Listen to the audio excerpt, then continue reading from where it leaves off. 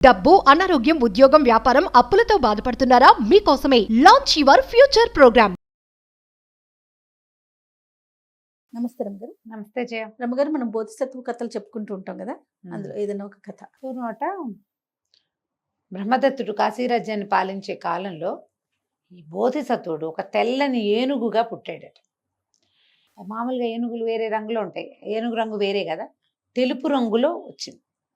దీనికి ఒక దంతం కాకుండా ఆ దంతాల జంట వెనకాల నుంచి ఇంకో దంతపు జంట కూడా వచ్చిందట. దైవాంశ సంభూతంగా భావించేవారు. ఐరావతంతో సమానంగా ఉండేది. అపూర్వమైన శక్తులు ఉన్నాయి ఆ ఏనుక్కని నమ్మేవారు. అది ఎవరి మీద ముట్టుకునేది అది కాదు. ఎవరినైనా ముట్టుకుంటే వాళ్ళకి కలిసి వస్తుంది, అడిగితే ముట్టుకోవటం కాదు. అట్లా ఒక ప్రత్యేకమైన పద్ధతి ఉండేది. ఒక మావటి వాడి దగ్గర ఉండేది. ఉంటే వాడు చాలా బాగా దాన్ని ట్రైనప్ చేశాడు. అప్పుడు ఈ మామూలుగా ఒక రాజుగారు పట్టాభిషేకం చేసుకునేటప్పుడు మంచి ఏనుగులు అట్లా సెలెక్ట్ చేసుకుంటారు. మంచి పంచకళ్యాణి అలా సెలెక్ట్ చేస్తారుగా. అప్పుడు ఈ ఏనుగుని బోధిసత్వుడు రూపంలో ఏ ఏనుగు రూపం దాల్చాడో ఆ ఏనుగుని రాజుగారికి ప్రధానమైన ఏనుగు కింద హౌదా ఎత్తటానికి సెలెక్ట్ చేసుకున్నారు. వాళ్ళ పట్టపుట ఏనుగుగా ఉండేది. పట్టపేట ఏనుగు అనేది ఒక ప్రత్యేకమైనది అనమాట. ఉంటే ఆ ఏనుగు ఎంత బాగుండేదోట. ఈయన దగ్గరకు వచ్చే నాటికి ఇంకా మెల్లిగా పోషణ, రాజుగారి పోషణలోనే ఇంకా పెరిగి ఇంకా అద్భుతంగా కనపడేది. అయితే రాజుగారు రాజు అయ్యాక ఆ పట్టాభిషేకం తర్వాత పెద్ద ఊరేగింపు చేశారు. ఊరేగింపు చేస్తే రాజుగారితో వెనకాల ఈ ఏనుగులన్నీ నడిచొచ్చాయి. ఆయన రథం మీద వెళ్తుంటాయి. ఆ వెనకాల నడిచొస్తున్న ఏనుగుల్లో ఉన్నటువంటి బోధిసత్వుడు ఏనుగును చూసి జనమంతా ఓహో అన్నారట. రాజును వదిలేసి ఏనుగును చూశారు అందరు. మెచ్చుకున్నారోట. ఏ సందర్భం వచ్చినా మన ఏనుగు, మన పట్టపటి ఏనుగు అని దాని గురించే మాట్లాడేవారు. కొన్నాళ్ళకి రాజుగారు స్థిరపడ్డాక ఆయనకి ఏమనిపించేది, ఏమిటి రాజయ్యని నాకే గొప్పతనం లేదు, గొప్పతనం అంతా ఏనుగుంది. ఆయనకి మెల్లిగా ఏనుగంటే ఆ ఇష్టం మొదలైంది. ఏదైనా ప్రోగ్రాములప్పుడు నేను ఎక్కననేవాడు, ఎందుకు అనవసరంగా చెంపెట్ట తీసుకురావద్దనేవాడు. అలా కూడా జరిగేది.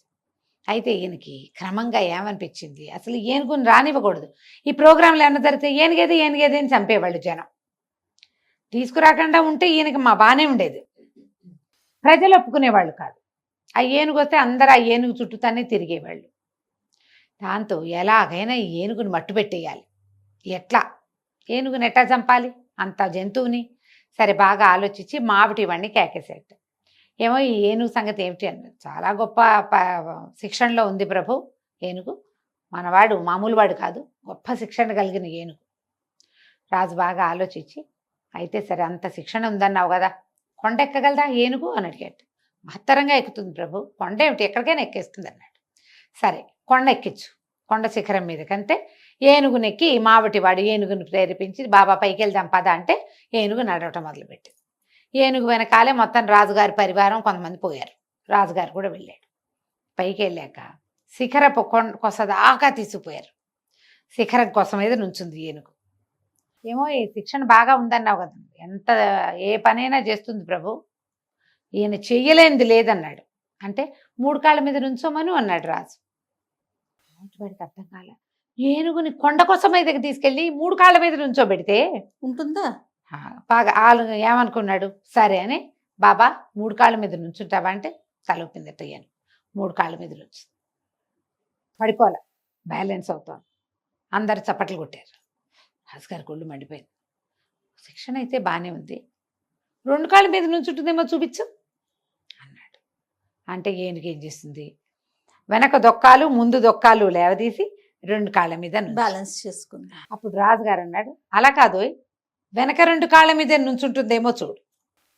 2 కాళ్ళ మీద నుంచుంది. ఈసారి వెనకాల 2 కాళ్ళు కిందుంచి ముందు శరీరాన్ని పైకి లేవదీసింది. చూస్తూనే ఉన్నాడు, జనాలు చప్పట్లు కొట్టేస్తున్నారు. ఇంకా ఇంకా అప్లాజ్ పెరిగిపోతోంది, తగ్గేలాగా లేదు. చాలా బాగుంది, బాగా శిక్షణ ఇచ్చావు, అద్భుతంగా చేసావు, ముందు కాళ్ళ మీద నుంచోబెట్టి ఈసారి అన్నాడు.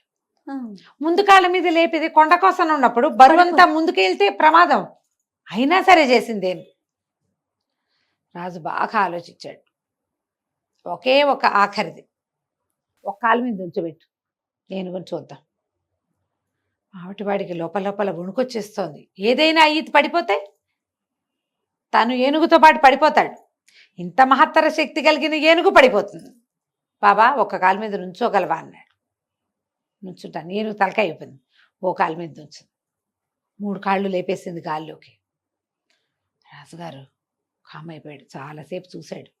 చూసి సరే ఇంకొక పరీక్ష పెడతా దీని శక్తికి. గాల్లో ఎగురుతుందేమో చూపించు నాకు. ఏనుగు గాల్లో ఎగరాలా? ఏమర్థమైందంటే ఓహో ఏనుగుని చంపడానికి పూనుకున్నాడు రాజు.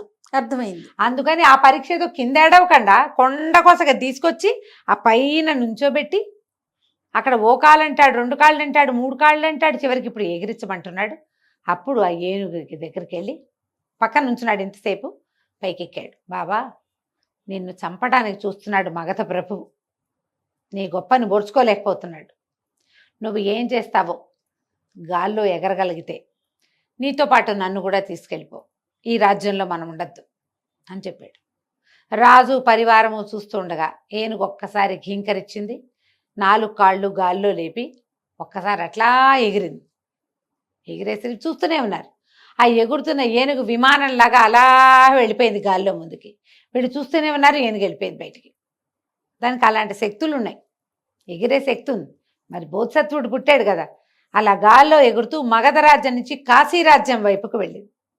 ఆ కాశీరాజ్యపు రాజ్యం మీద అట్లా ఎగురుతూ ఉంటే వెళుతూ ఉంటే ఏనుగు కింద నుంచి కేకలు పెట్టారు జనం. ఏనుగు తెల్లటి ఏనుగు ఎగురుతోందని. కాశీరాజు గారు బయటకు వచ్చాడు, బ్రహ్మదత్తుడు. ఆయన బయటికి తన సౌధంలో నుంచి రుచి చూసుకుని అప్పుడు ఆయన కేకలు పెట్టి, గజరాజా దిగు మా ఊర్లో దిగు, కాశీరాజ్యం ఇది, నేను నీకు కైంకర్యం చేస్తా, ఎన్నో సేవలు చేసుకుంటాం, నిన్ను గౌరవిస్తాం, మా రాజ్యానికి ఒక పెట్టని కోటగా ఉండు నువ్వని పిలిస్తే అక్కడ దిగింది ఏనుగు. ఆ మావటివాడి కిందకి దిగాడు. మావటివాడి బట్టలు మాగధుల బట్టలు వేరేగా ఉంటాయి. వాడి దగ్గర మరి పైకి ఉందే పొడిచేది సాధన అంకుశం ఉంది. ఈ ఏనుగు మీద ధ్వజం ఉంటుంది, దాని మీద బట్టలు వేరే రంగు ఉన్నాయి. వాళ్ళకి తెలిసింది ఏదేదో రాజ్యం నుంచి వస్తుందని. ఇతను దిగి మగధ రాజ్యం నుంచి ఈ రకంగా ఇట్లా జరిగింది, ఇట్లా తీసుకొచ్చానని చెప్పాడు. చెప్పేసరికల్లా ఆయన ఏం చేశాడు, వెంటనే పువ్వుల మాలలు తెప్పించి ఏనుగుకి ఆహారం చెరుగడలు బెల్లము అవి తెప్పించి అన్నీ తినబెట్టి ఆ పైనున్న ధ్వజాన్ని ఊడదీసి దాన్ని ఏనుగు చూస్తుండగానే బురదలో తొక్కిచ్చాడట.